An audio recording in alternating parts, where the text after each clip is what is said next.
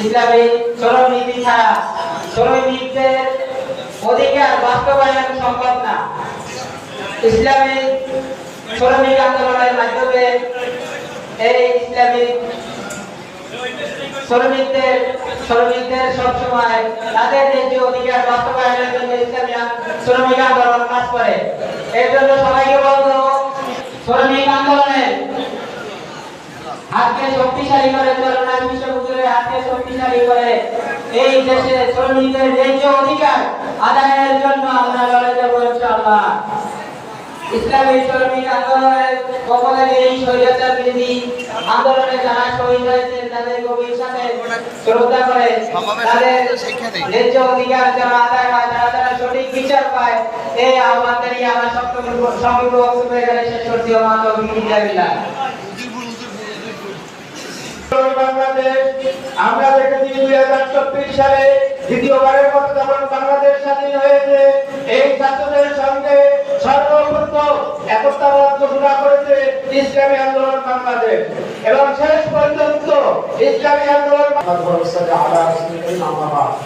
ইসলামী আন্দোলন বাংলাদেশ মুজিব দিবসের প্রতীকে আয়োজিত আজকের এই জনসমাবেশের সাংবাদিক সভাপতি উপস্থিত ইসলামী আন্দোলন বাংলাদেশের কেন্দ্রীয় ছাত্র পরিষদ সম্পাদক, আজকের অনুষ্ঠানের সম্মানিত প্রধানমন্ত্রী মুফতি সৈয়দ ইসহাক মোহাম্মদ আবুল খায়ের, আজকের সমাবেশের প্রধান বক্তা থাকতে পারবে না। এই দুর্গের মধ্যে মানুষের নেতা বাংলাদেশ যুব আন্দোলনের কেন্দ্রীয় সভাপতি, তার এই উপজেলায় কোন ধরনের সন্ত্রাসী চলতে পারবে না। ইসলামী দেখেন, বাসস্থান দেখেন, সামরেস্থান দেখেন, হাটটা ছাত্রা চল্লা সমস্ত জায়গায় আমরা দেখতেছি চাঁদাবাজি শুরু হয়েছে। যুব আন্দোলন থাকতে কোন স্থানে চাঁদাবাজি হতে পারবে না।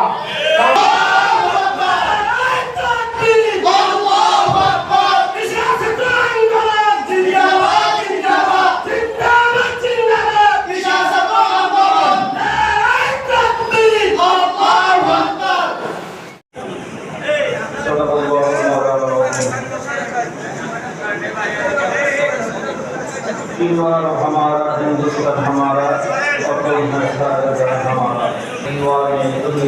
झगड़ा करता शुद्ध नेता नয়, নীতির পরিবর্তন চাই। ইসলামী আন্দোলন বাংলাদেশ আয়োজিত আজকের এই মহাসভার সম্মানিত সভাপতি, অতিথিবৃন্দ, কেন্দ্রীয় স্থানীয় দায়িত্বশীল, আমার সাংবাদিক বন্ধুগণ, জাতির জাগ্রত বিবেক জাগ্রত হলে জাতির পরিবর্তন হওয়া আমাদের জন্য অনেক সহজ। প্রিয় সাংবাদিক বন্ধুগণ এবং সর্বস্তরের ভাইয়েরা, ছাত্র আন্দোলন, যুব আন্দোলন সহ সংগঠনের দায়িত্বশীল এবং দেশপ্রেমিক, ইসলাম প্রেমিক, মানবতা প্রেমিক আমার ভাইয়েরা, ইসলামী এর কারণ আছে। কারণ এই মুসলমানের সমাজে আমরা বিভিন্ন সমস্যার সমাধানের জন্য ট্রিটমেন্টগুলো দিয়ে থাকি। এই ট্রিটমেন্টগুলো হলো পশ্চিমা ট্রিটমেন্ট। যারা আমাদের নেতৃত্ব দিয়ে থাকে এরা পশ্চিমা শিক্ষায় শিক্ষিত, পশ্চিমা আদর্শে আদর্শবান।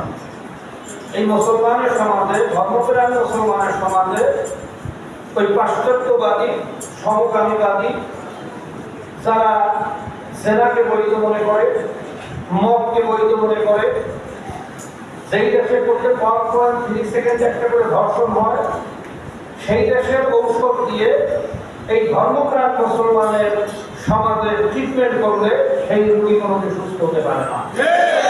যদি আমাদের ঔষধ, আমাদের ট্রিটমেন্ট আমাদেরকেই আবিষ্কার করতে হবে।